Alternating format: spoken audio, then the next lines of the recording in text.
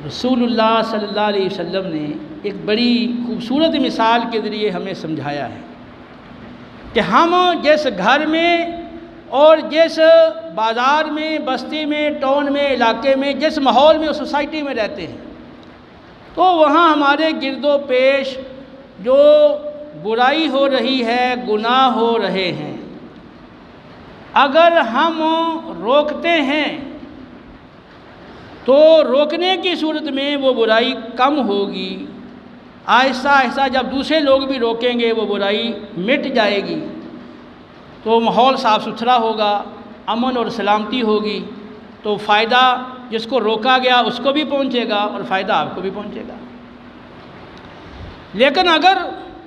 हम उसको नहीं रोकते और हम उसको उसके हाल पे छोड़ देते हैं, तो जब वो बुराई करेगा उसको देखकर दीगर भी बुराई